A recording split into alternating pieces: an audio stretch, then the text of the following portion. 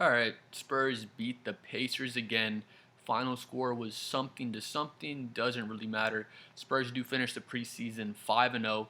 I know for a fact we blew out the Pacers by like 30 points or something. I forgot the exact score, but like I was saying, preseason scores don't really matter. Spurs do finish the preseason 5 and 0, so I do feel pretty good about that. I feel better than if we were 0 and 5 to be honest with you.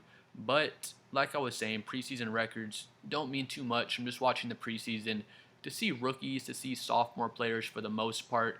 I like to watch Wemby in the preseason, not because I'm going to take his preseason performances and project them into the regular season. With Wemby, I just wanted to see how swole he looks, how much stronger he looks, and he does look swole, and he does look stronger than he did last season. But getting right into it, Julian Champagny goes 5 for 6 from 3. Champagny and Barnes are probably our two best 3-point shooters. If y'all remember last season, it was weird towards the end of the season. Julian Champagny, probably the last 20 games or so, we just completely fell out of the rotation, it seemed like. And I was so confused because he was basically our best 3-point shooter. He's one of our better perimeter defenders as well. So I was really confused when Champagny came out of our lineup, but looks like he's going to be back in the lineup this year and playing plenty of minutes like he should have been last year, but I think we just took him out to get into our total tank mode, and it worked out. We got our boy Dylan Harper, and we're super excited for Dylan Harper. Harrison Barnes, he's 1 for 1 from 3, 9 points, 4 for 4 from the free throw line. I'm not going to get into Harrison Barnes' performance too much. We kind of know what we're going to get from Harrison Barnes. He's the ultimate NBA Iron Man.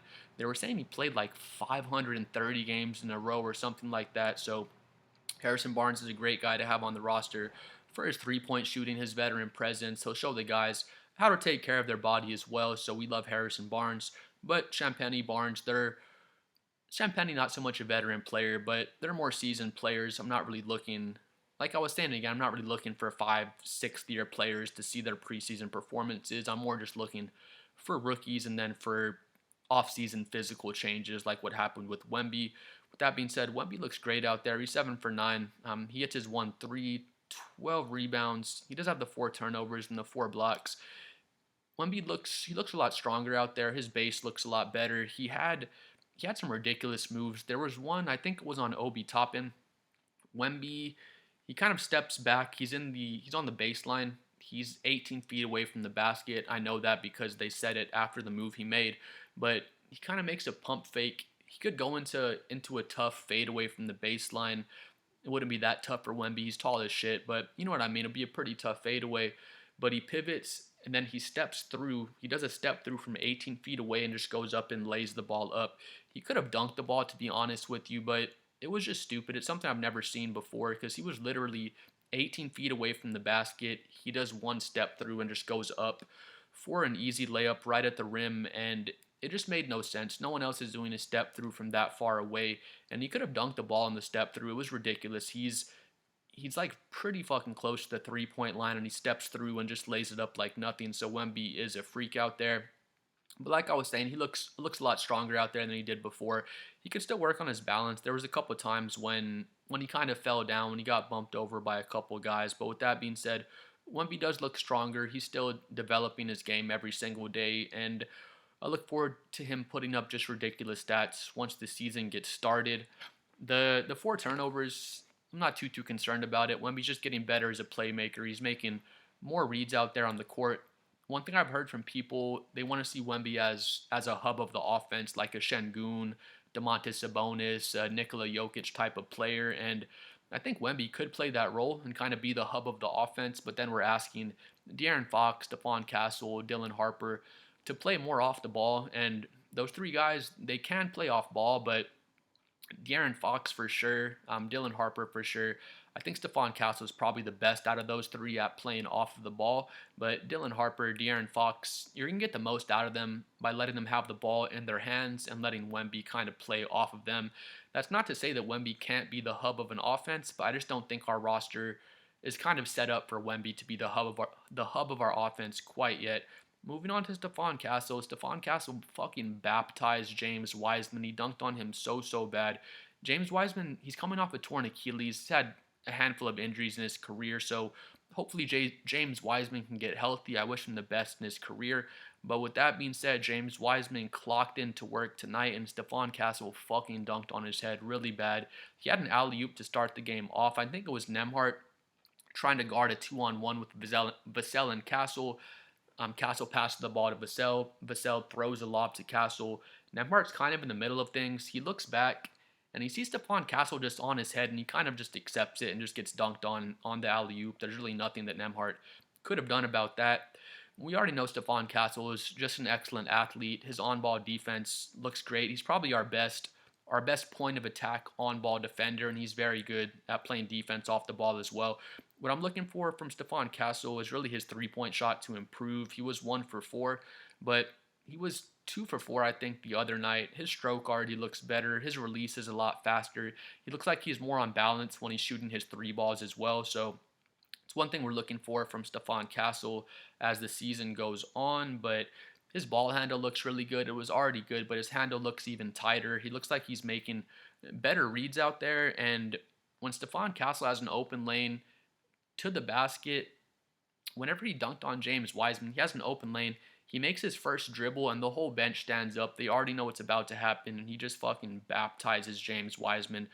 We already know Stephon Castle's a great athlete. He dunked on a bunch of elite shot blockers just last season in his rookie year, so I'm excited to see how his shooting improves. His playmaking already looks improved. His ball handle looks improved, but that's the one thing that remains to be seen, how his three-point shooting is going to look once the season started, but he was making leaps in the right direction. He improved his three-point shooting just throughout his rookie year, so once his sophomore season gets going, we'll see how consistently he can shoot the three, because that's really going to open up our offense if he can do that for us.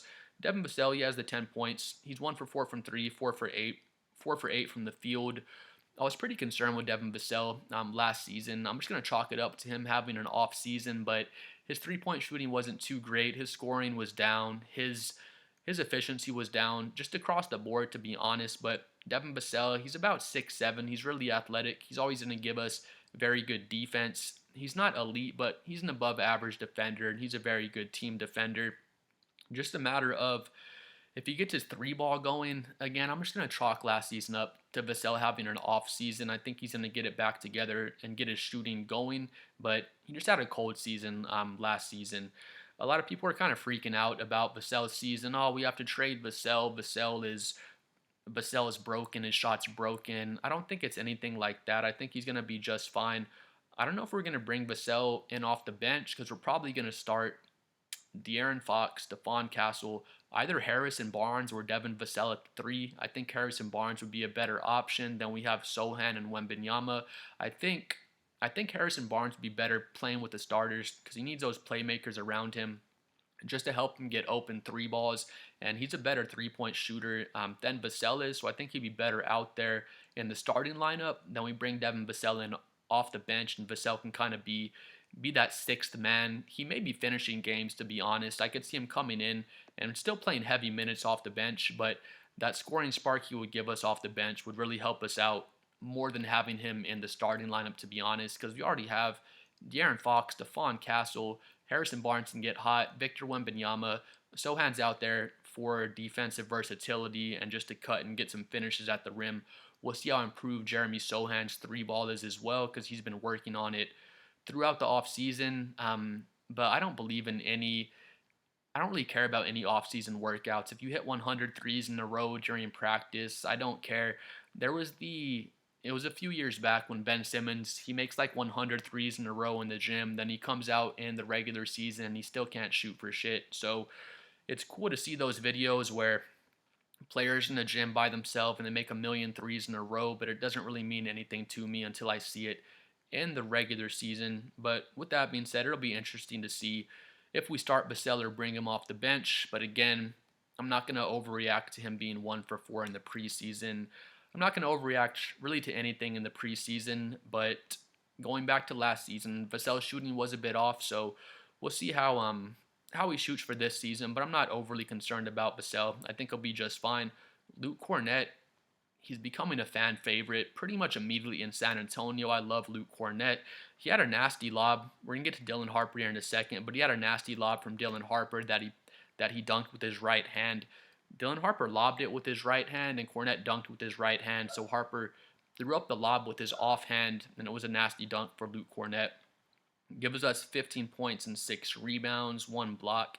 He played some minutes next to Wembanyama, so we can play that Twin Tower style lineup. Or when Wemby comes off the court, Luke Cornette can come in and back us up because we were desperate for a backup center last season. We needed that, and we needed a backup point guard. So we've addressed both of those needs now. We have Luke Cornette as our backup center. He can play that Twin Tower lineup with Wemby, and that's effective as well. I did see Luke Cornette and Wemby running the high pick and roll. It's crazy to see a 7-2 guy and a 7-5 guy running the pick and roll together, but that's the modern NBA, and it's cool to watch. Won't spend too much time on Luke Cornette, but I think he's going to be great as a backup center for us, and he's going to play well. Next to Wemby as well, Carter Bryant, he's 2 for 8 from the field. He's 1 for 5 from 3, and I'm not worried about Carter Bryant at all. When you see Carter Bryant on the court, at least on the defensive end, whatever little area Carter Bryant's in, let's say like a 3-foot radius around Carter Bryant, nothing good is happening offensively in that radius. If you're trying to run your pick and roll action, pick and pop, if you're trying to attack Carter Bryant one-on-one, just go to the other side of the floor. I'm sure other teams' coaches have seen it as well. Carter Bryant looks really promising defensively, and he's just a disruptor defensively. It was, I forgot who it was, Larry Bird, what's his name? Jay Huff. Jay Huff doesn't give a huff. Jay Huff and Huff, Mother Huffer. I like Jay Huff. I like to say his name, but he tried to dunk on Carter Bryant. He was coming down the baseline. He does some weak-ass pass fake and like a weak-ass Euro step and tries to go up and dunk on Carter Bryant. Carter Bryant jumps probably 20 feet in the air and blocks the shit out of Jay Huff. He had some other nice plays on defense. Carter Bryant's offense is a work in progress, but he is a lottery pick. I look forward to seeing a lot of improvement from Carter Bryant just going throughout the season. His three-point shot, it looks good. He just needs to work on it and get some more consistency with his three-point shot. But defensively, he just looks so good out there. Whenever he blocked Jay Huff, he came back the other way, and he got an and one on the other side of the court. They didn't call the foul, but he got a nice left-handed finish, and he did get fouled on that possession as well. So really look forward to seeing Carter Bryant. He just looks, I don't want to say elite defensively. It's still the preseason, but he looks very good on defense. He's 6'8", 230 pounds, I think, and he's just really athletic. So he has all of the intangibles you want to see from a defensive player. Moving on though, Dylan Harper. I love Dylan Harper. He was 3 for 10 from the field. He only has 6 points, 3 assists, 4 turnovers. So he's a rookie. He's gonna have his learning curve there. But with that being said, Dylan Harper, yeah, he was 0 for 2 from the free throw line. In the first half of the game, he was missing some shots that he normally makes. He had one where he blew by somebody. He's on the right side of the rim. He tries to sneak up that left-handed layup he likes to do where he blows by and he just sneaks it up. He missed that shot. He missed his only 3 he took. He missed it in the first half. He missed 2 free throws. And he's 3 for 10. He's 30%. It's not a great shooting night. We'll just call it what it is. But he looks really under control. No one speeds him up. No one slows him down. He had a play where he's faking a handoff. He's up top near half court. He's faking a handoff to Keldon Johnson. And instead of handing it off, he just splits the double team. He splits double teams like nothing. He gets wherever he wants on the court. No one's speeding Dylan Harper up. No one's slowing Dylan Harper down. But on that play, he splits the double team, goes all the way down the lane, takes off of his left foot and finishes with his right hand. So takes off of his wrong foot, finishes with his wrong hand. Dylan Harper, I swear, he doesn't care what foot he takes off of. He doesn't care what hand he finishes with. He is a left-handed player, but he's so ambidextrous. He looks so good finishing with either hand. But I did see that in the first half. He missed some shots. There was a point when he had missed some shots. I think Wemby gets fouled down low. The ball bounces out to Dylan Harper. He gets the ball and just, he does one of those, where you spike the ball to yourself, and he was kind of frustrated. So that's one thing out there. It's all good, Dylan. You're a rookie, bro. You're going through your learning curves. I think most everyone in San Antonio loves Dylan Harper. Everyone thinks he's going to be special. So I'm not going to overreact to him being 3 for 10. He still showed a lot of good flashes out there. again, I'm just looking for rookies to look comfortable out there, to look like they're under control. He makes a lot of the right reads out there. He did have the 4 turnovers, so some of his reads were a bit behind. I saw one where he skipped the ball over to the corner. He's trying to pass it to Keldon Johnson. It got stolen.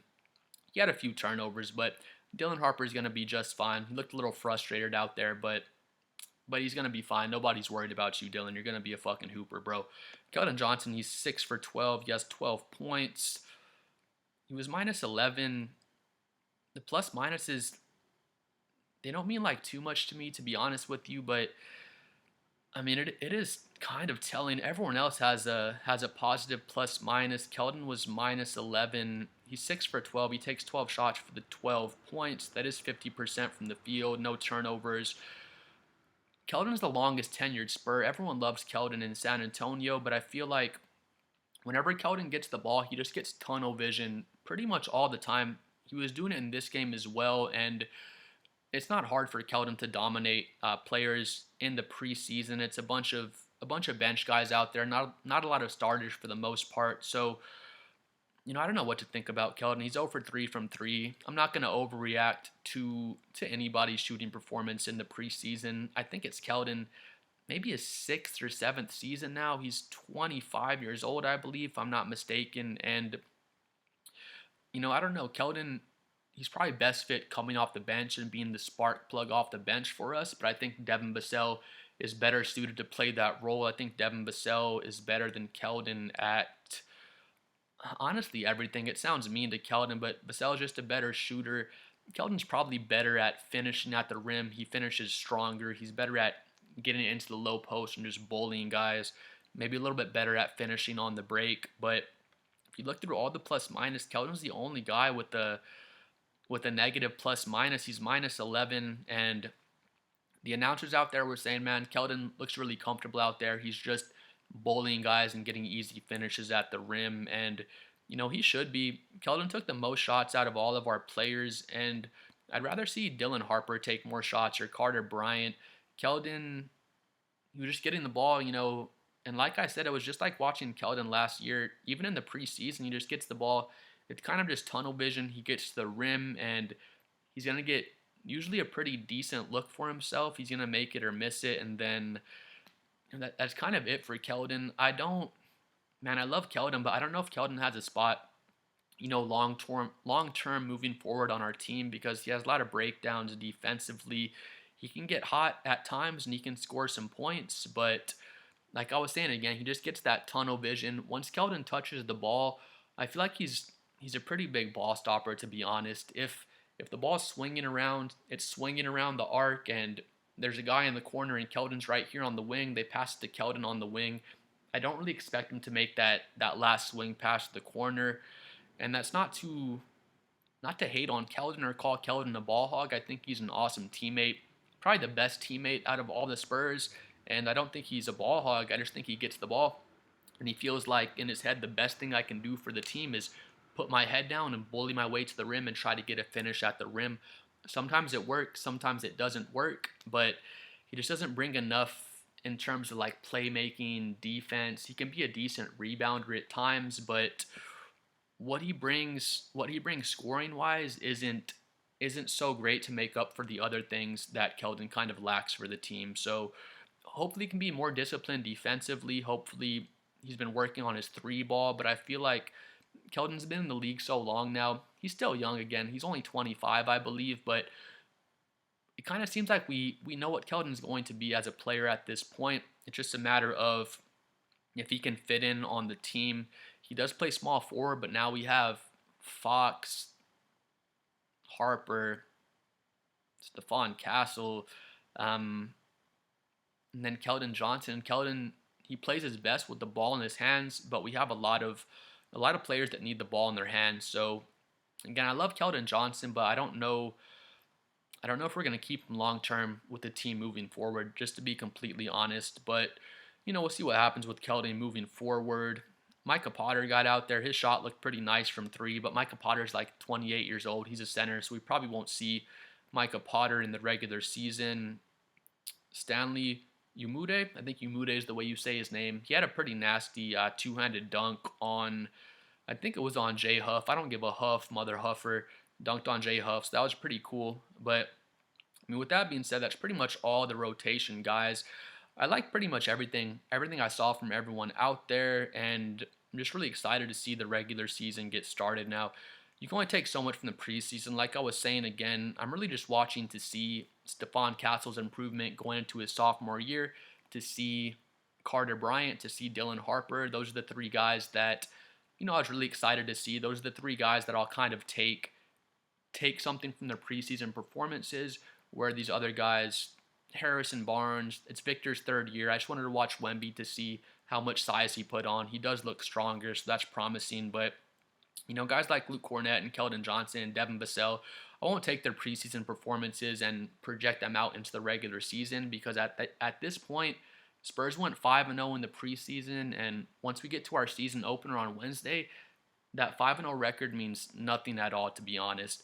So yeah, I'm happy the Spurs went 5-0. I've seen some promising things from our young players. Wemby looks stronger. Wemby looks like he has a good base. Speaking of having a good base and being on balance, with Dylan Harper, I feel like some of the three-point shots he takes, he's not always on balance.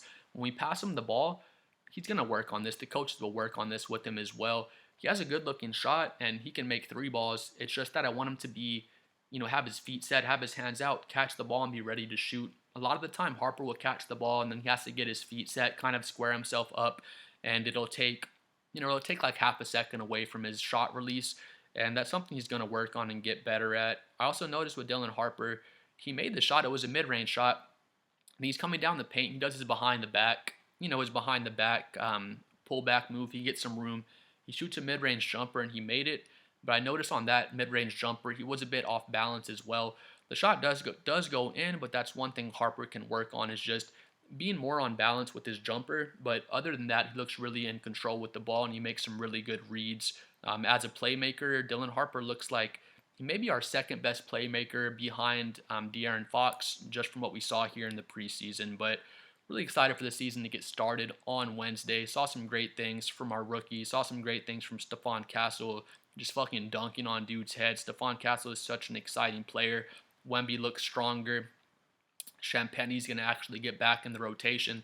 Like I said before, I don't know if y'all noticed, but I feel like we randomly took him out of the rotation towards the end of last season just to go on our tanking mission. But yeah, I mean, Spurs go 5-0. I'm happy about the 5-0 record. If he went 0-5, I can't lie, that would be a little discouraging. But at the end of the day, like I said, 5-0, 0-5, none of that means anything come Wednesday, and I'm so excited for the regular season to get started. I think the Spurs are going to look really good. We're definitely going to look way better than we did last season. So please like and subscribe. I'm trying to get to 7 million subscribers. Please let me know what you think about the Spurs' performance and just how we're going to look once the season gets started. We'll see y'all later. Peace.